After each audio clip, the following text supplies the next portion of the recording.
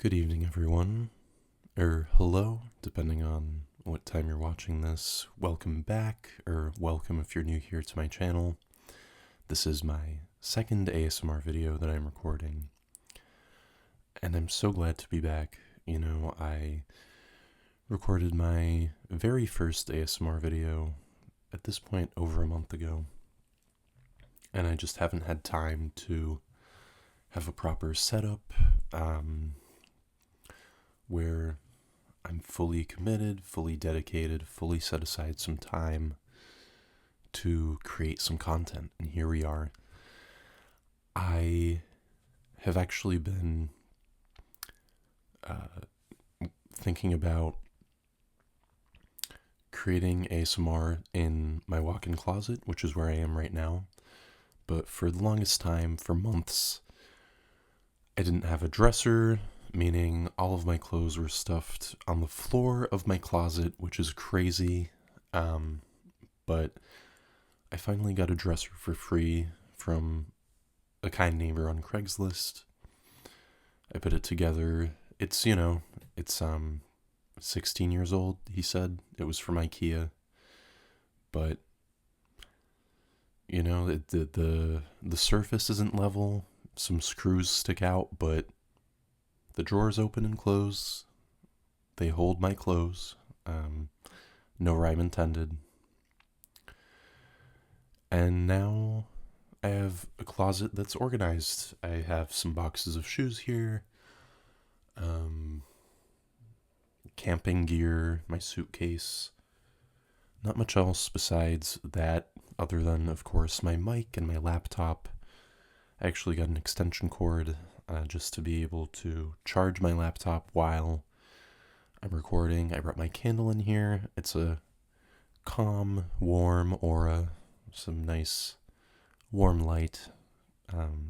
Anyway, yeah, as I said in my first video, I was kind of looking to have a theme for each video, or each, audio recording, what have you, because it's that much easier to just ramble and have that soothing ASMR,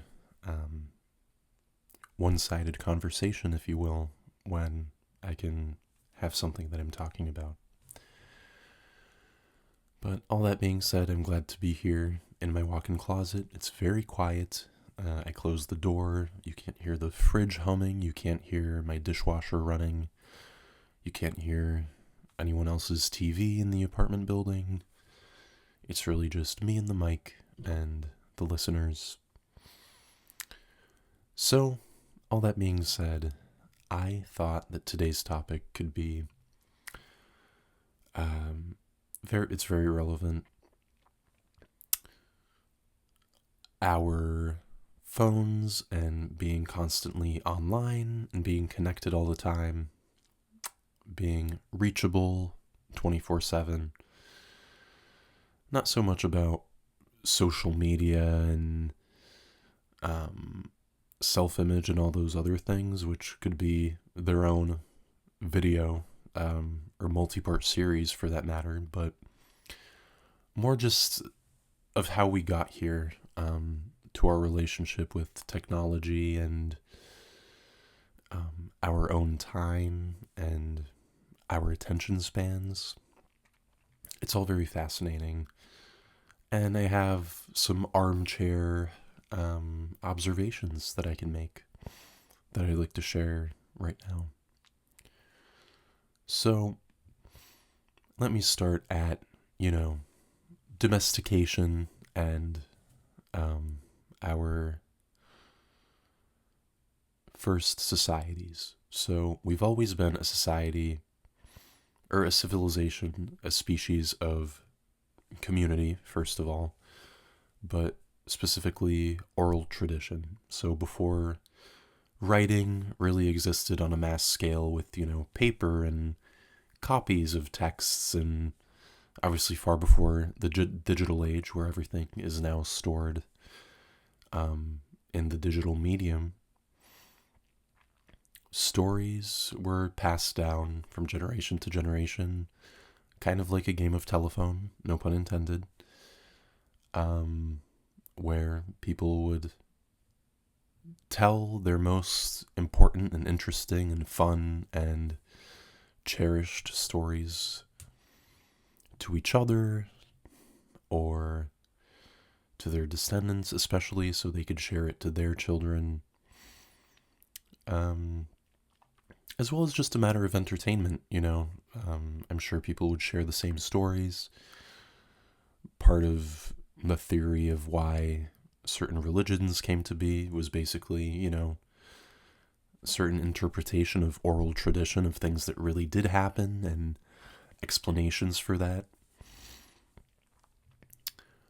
And for millennia, this is how people entertained themselves and got information and learned about what it means to exist and learned about their society and their community.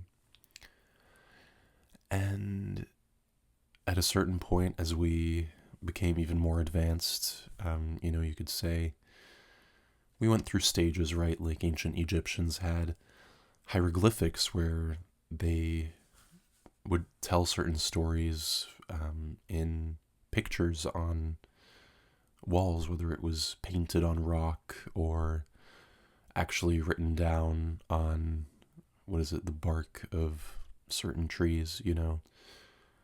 Those were really the instances of something akin to what we have today, which is recording and sharing our own perspectives and going beyond just oral tradition, but actually writing things down and commemorating them and immortalizing them. And then we had, you know, ancient Greece, ancient Rome, all these other societies that established more formalities behind these things. We weren't nomadic anymore. We could kind of decide what our most important stories were. And, you know, we get to the Middle Ages, the Dark Ages, you could say, and we have religious texts, and we have things like still some oral tradition, but our society's most important things are still noteworthy and recorded, but this was more of a darker age for centuries for society. You know, we reverted to more nation states than having something like the Roman Empire or the Holy Roman Empire, which was Germany basically. We kind of did our own thing, but then of course we had things like the Renaissance and the Industrial Revolution and globalization, which takes us to where we are now, you know, the information age, the digital age, the always-on age. I apologize again. In my last video, my voice wasn't at its peak, and today, I don't know if it's allergies or if it's dust in my apartment, but my nose is a bit congested, so I'm trying my best not to sniffle too loud, not to interrupt the vibe. But anyway, yeah, you know, with the Renaissance, our culture became, obviously from a Western perspective, this is very much a biased take, but our culture became more refined, and we had academies that would judge the arts and books and everything, and we had novels. You know, Don Quixote was considered one of the first novels, and around that time it really came to be. Everything before that, you know, the Bible and the Odyssey, the Iliad, those are all sure written down and immortalized, but those were all oral tradition that was eventually written down. But at the time of the Renaissance, are we really... When was the Renaissance? Like the 16th century? 17th century? Yeah, it was a more intellectual age where people grappled with certain concepts and were much more philosophical. Which obviously we always had this, in ancient Greece. We had all these ancient famous philosophers, but by the time of the Renaissance and these times of intellectual thought, we were a lot more standardized and institutionalized. So there were institutions, think like the Academy of the Beautiful Arts, Fine Arts. I'm thinking of France mostly, but obviously in England we had this, and anywhere, this was around the time of colonialism where people were exploring at, the cost of native societies, and seeing what else is out there. I know at the beginning of this session, I said it would be more about our current age, but again, I love rambling. That's what's great about ASMR. It can be whatever you want it to be. But,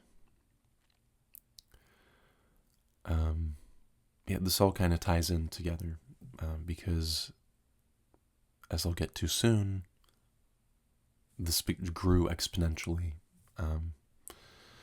Even into the Renaissance, a lot of people did not know how to read. Most people, I should say, didn't know how to read. We were still very much an agrarian society, slowly moving into industrialization, where school systems were being developed, but it was mostly aimed toward productivity and creating more productive workforces rather than for the exploration of intellectual thought itself. This is where we get things like grades and, attendance, everything, detention, coming to school on time, recess, all sorts of things like that. So, the Renaissance comes, the Industrial Revolution comes, world wars happen across continents, the world completely shifts, becomes integrated, and then of course the internet comes along, and originally, the internet was more for the government or for educational institutions, but very quickly it became apparent that people could communicate interpersonally with the internet, and of course e-commerce became huge with the internet as well. We realized we could shop online and be entertained online. No longer did we, have to go out and go to the movies, but we had Netflix now. It's funny how these physical to digital transformations really aren't all that seamless. I mean, Netflix started out as a DVD delivery service, so these physical things were being ordered online, but at the end of the day, it's someone putting it in your mailbox, and you watch it, you have to return it, you have to wait for it to go back to the distribution facility, and that's how it worked.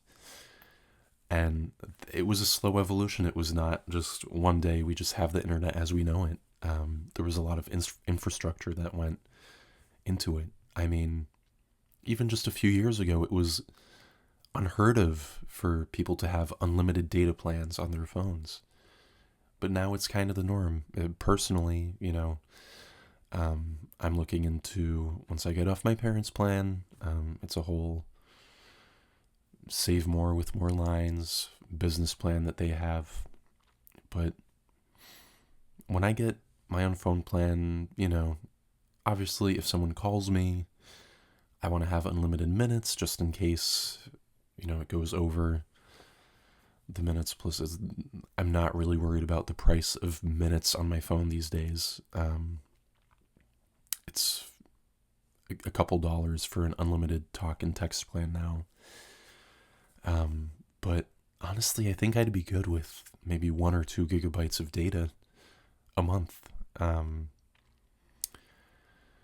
I, obviously text when I'm out and about using not just SMS, but iMessage and WhatsApp, and I go through social media. But honestly, there's so many places I can use Wi-Fi now, and I don't always have to rely on the cellular network. But obviously, when I'm in the car playing music, obviously not on my phone while I'm driving, but I'm using cellular data when I do that. So it's just interesting how we take this all for granted, that we have all this magical, crazy infrastructure, phones, supercomputers that fit in our pockets. But there are, of course, downsides, which was my original idea with this video, but obviously I haven't really even touched on that. Being constantly available to people. And it has its pros and cons. Anecdotally, I mean, my dad, whenever he calls me and my phone happens to be on silent, he leaves me a voicemail where he's mad, where he says the whole point of having phones is so I can reach you when I need to reach you. And of course now, people always keep their phones on silent because we're assuming that we're just always going to have our phones on us. Now some people have smartwatches where their watch vibrates on their wrist whenever they get any sort of notification. To me, that would be too much. I don't have a smartwatch. I don't like accessories like that in general. I don't wear necklaces. I don't wear regular watches or bracelets or things like that.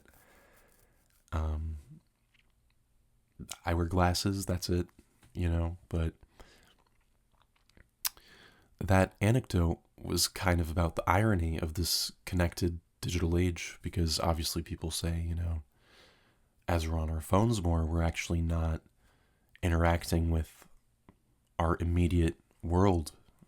People tell these stories of how their families don't have dinner anymore because everyone just makes their own food in the microwave and everyone goes back to their room and they're scrolling on their devices or gaming, what have you. And that's kind of the trade-off, just the behavioral norm that has come about from the normalization of these devices. I mean, it used to be that telecommunications were very analog. So the first phones, and all the way up until even now, I mean, some people do have landlines. You think of mostly older people that, they don't even have internet at home. They just have a landline. They know everyone's phone number that they need to reach. They have the phone hanging on the wall, and that's it. Otherwise, they'll see their friends IRL, and that's how their world works. But now, for the younger generations, we have social media, and we have internet, and we have texting. I mean, that's our primary form of communication now. It's not that you call someone. Lots of younger people don't really call each other. It's more about texting to make plans, not bothering someone else. So I think that has originated because people got so fed up with constantly being bothered that this is what happened. We're texting each other now. We're communicating asynchronously because that's just how we had to adjust. Think about it, if everyone was calling us and only calling us and leaving us voicemails and voice messages to get in touch with us, we would go insane if all the people we were texting on any one day, all those people were actually calling us instead. So we used to have home phones where, either for personal appointments or for business, people would call us. If you can't see someone, you would call them, stay on the phone for half an hour more. But otherwise, the phone had its utility, and it would stay at home, and you could go out and about and be present in the moment. And obviously a big boon of having phones is in an emergency. It's so much better to have a phone, even if you need to find something out. I mean, libraries used to be where you would go for information, but now, a couple of years ago, this was always something I would think of. If I didn't have my phone, what would I have done? So, I don't know who else this has happened to, but my steering wheel locked one morning, and I didn't know how to fix it. I mean, how often does your steering wheel lock? No one taught me this. Basically, when it locks, it's an anti-theft measure, I guess. Or maybe it's some mechanical thing, but basically when you start the ignition, you just have to kind of turn it side to side, and it'll start. But I didn't know that, so I was in a hurry in the morning, and I quickly pulled out my phone. I get my answer.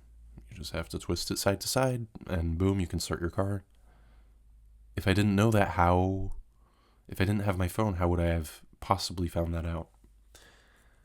And, now when I think of the context in which I use my phone, it's, when I go out, I can see online where the best restaurants or the best bars are, how to get home, how to get from place to place. I mean, GPS, it used to be you have a dedicated GPS in your car, or you would have one of those TomTom Garmin things. Now, it's all on your phone. I mean, everyone's map application is on their phone, and paper maps, I mean, actually, I do have AAA, and they give you free paper maps, which is really good for if your phone doesn't even work. But it's just interesting because we rely on our phones so much, and they're so convenient, and maybe, our brains will atrophy from this. I mean, people are saying that dementia will get worse because, think about it, we're not memorizing people's phone numbers. We're kind of just using our phones as a crutch to get new information without really memorizing it. We have it on our phones, and it's fine. So all that being said, being always connected has been great for the most part for a lot of people. We can't imagine life without our phones, and in many ways, again, for better or for worse, society has kind of shaped a lot of processes around phones. I mean, this was in Poland. I went to do some government paperwork, and in order to prove my identity, the office sent a text to my phone. And obviously, I live in the US, I don't live in Poland, but my uncle does, and it was a whole thing. I had them send the text to my uncle, then I called.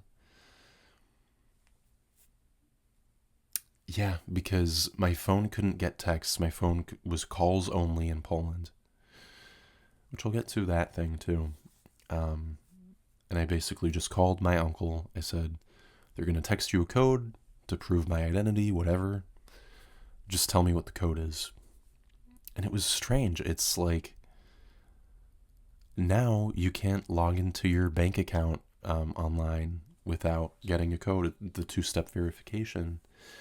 So many of these rewards programs or apps for different, fast food restaurants. I mean, there's so many good coupons on the McDonald's app, but you have to have the app to get it. They track all your data, and that's a whole other can of worms.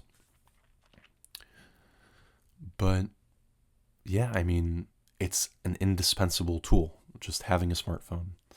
And it's great how democratic it's been. I mean, yes, there are definitely companies that control the markets. I mean, we really only have two main operating systems, Android and iOS. Granted, Android is kind of open source. iOS is very tightly guarded.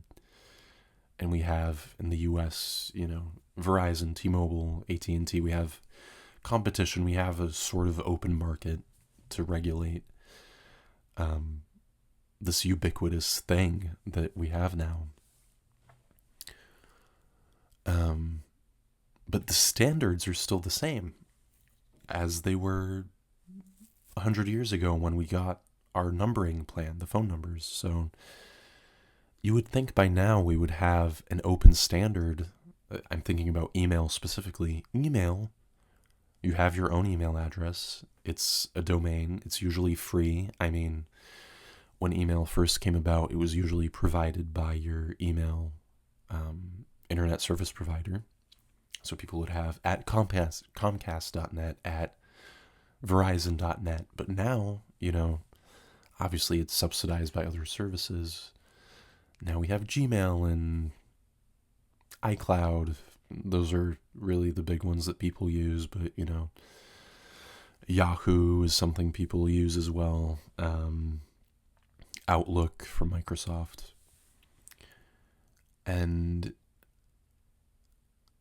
these are these open standards that you can, for free, for the most part, get in touch with anyone in the world who has a different email. But phones, it's great that we have phone numbers, but when it comes to mobility, going between countries, it's a pain in the ass. I mean, whenever I go to Poland to visit family, I always have to make sure that my phone will still work. You can get these things called the travel pass, or for like $10 a day. It's ridiculous. You can keep the same phone service that you have in your country, but it's like, you would think that by now we would have some open standard, which I have hope for the future for this, but that's why things like WhatsApp and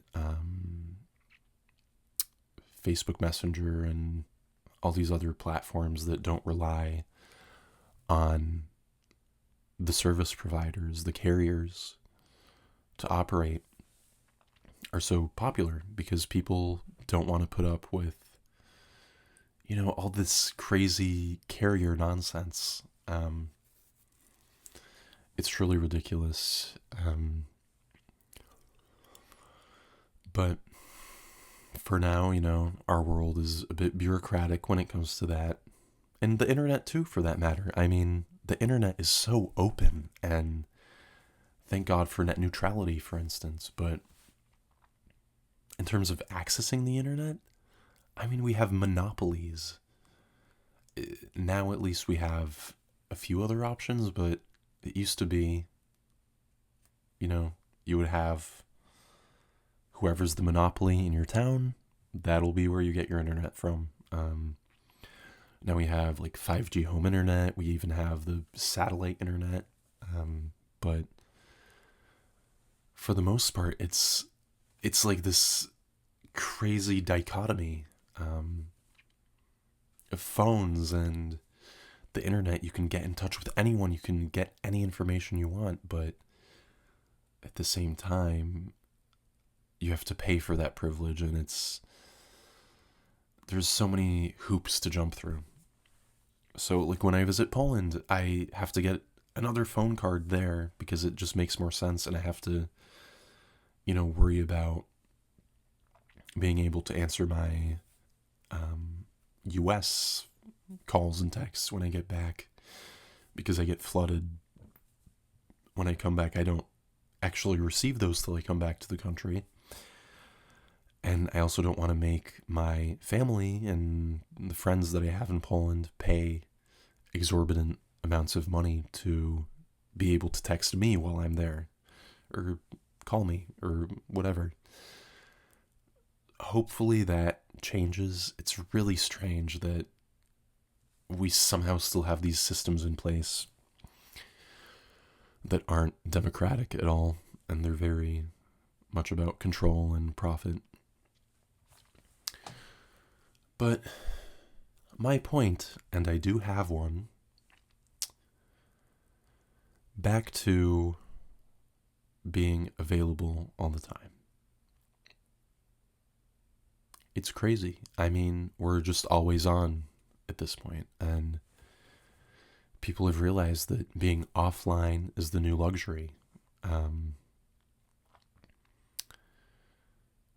For now, most everyone has to carry their phone with them, no matter what. If you get a message of some sort, you have to be able to respond. It's an expectation that we're available all the time. And even, phone batteries have gotten better over the years too, and you can't use the excuse of your phone dying to not get back to someone immediately. And now with things like smartwatches, and people are thinking Meta, Mark Zuckerberg's company, Facebook and Instagram, they just created these prototype smart glasses, and it's like, is that going to be the future? Instead of smartphones, we're going to have smart glasses where you have a projection onto your world, kind of like the Apple goggles, of these screens around you, where there's this overlay, this digital overlay. Is that going to be the future? Is that how we shape our world? Where you go to the government office and they ask you, where are your glasses? But thankfully we're not there yet, and things like augmented reality and VR make phones look like butter churns, you know what I mean? So I need to get back to the ASMR of this episode. Anyway, I think it's important to have a balance. I think it's fine to keep your phone on and to answer texts, but if you're bombarded, it's really hard to know when to stop checking. We have so much going on. Personally, I need to unsubscribe to a lot of emails I get. I get so many newsletters that I don't even read. Once a week, I just delete everything. I maybe look at a few headlines and I'm like, cool. Or I get an actually important email every so often, but yeah, there's so much. And I mean, spam calls are still an issue. It's crazy. But this expectation of being available all the time has kind of had this adverse effect when it comes to, people leaving their phone ringer off, where we actually miss those calls from people. And asynchronous communication is kind of an expectation, which it's kind of beautiful, because when we text people, we actually are able to make plans to see people in real life. And that's kind of beautiful, where you're not FaceTiming all the time, and you're not calling and kind of replacing your interactions with that. But at the same time, something like social media, has given people this false idea of being in touch. And that's really damaging to society. And that's a different episode. I know I'm 35 minutes in now. My first recording was not even 20 minutes. So I've had a lot to ramble about. But fully incohesive, fully stream of consciousness going on right now. But yeah, those are just some musings about our hyper-connected lifestyle that we're kind of thrust into. But there is a way to strike a balance. For me, I have friends that obviously will be at work, so we have to text each other because we can't just talk on the phone while we're at work. But then we call each other when we're both free. And obviously, the best way to hang out is in person, so we make plans, but we still catch up and we can still enjoy each other's company. But being always online for a lot of people, and with social media too, again, it's a different topic, but the pressure to constantly record certain moments and to always update your location, share your live location with people. It's just this brave new world of, is it too much? Can we really ever disconnect? I have thought maybe I could go for a walk someday without my phone on me. That would be cool. I live in a safe neighborhood. Nothing would happen to me if I go take a walk for half an hour. I often go on walks and I use my phone as a distraction unconsciously. I pull my phone out. I start going through texts or emails or random scrolling, and it's just a waste of time, and it kind of prevents you from enjoying what's right there in front of you, enjoying reality. So I think we should all stop and smell the roses sometimes. It doesn't hurt.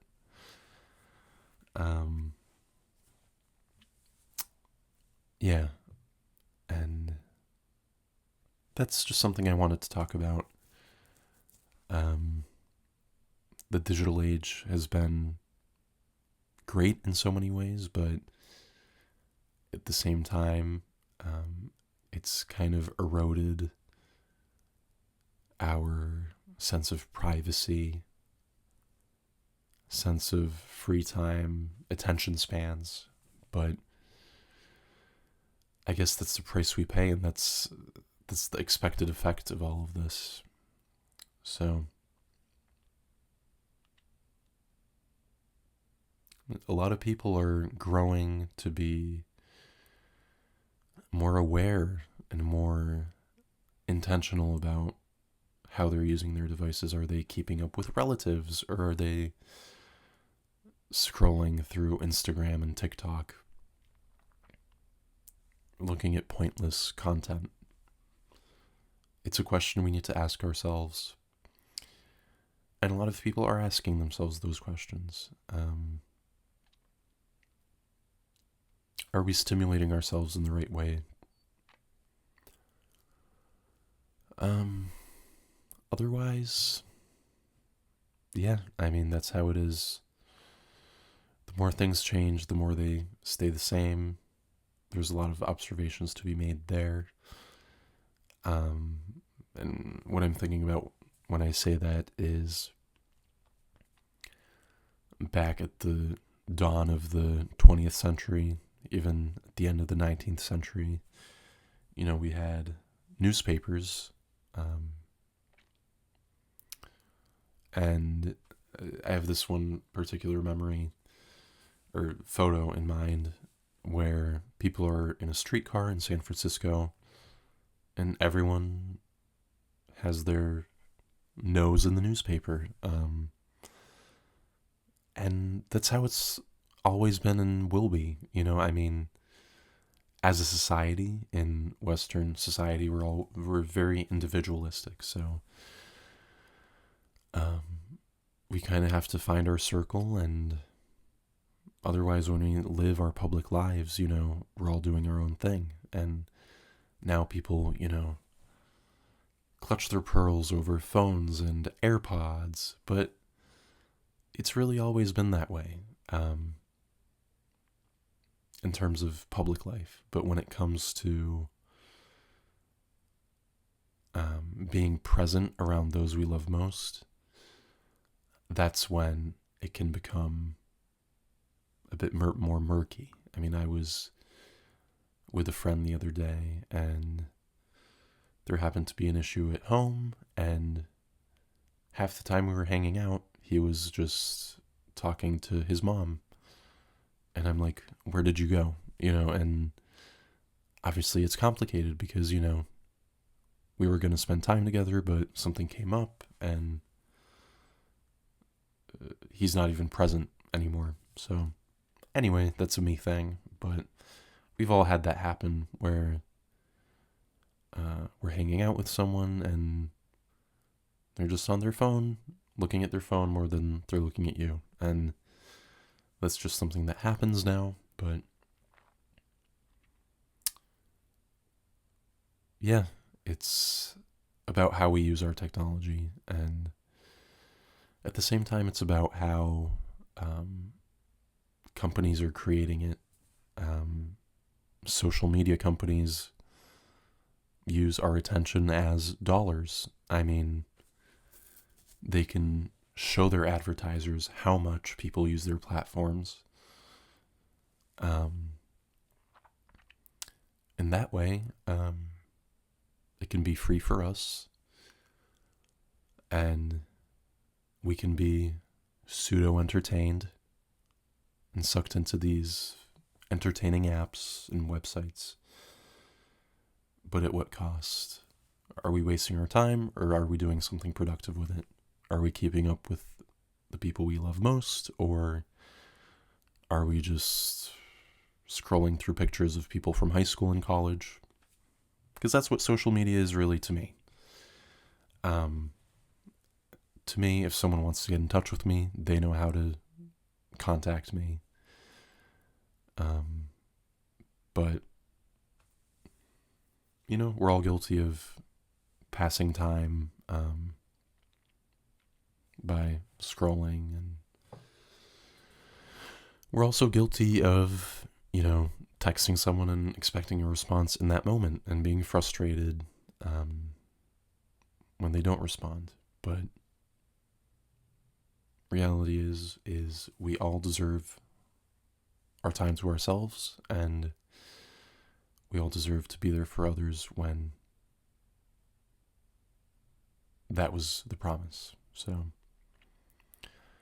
lots to think about. I'm at 43 minutes now, so we're not going to cross the 45-minute mark. I hope this was a relaxing episode.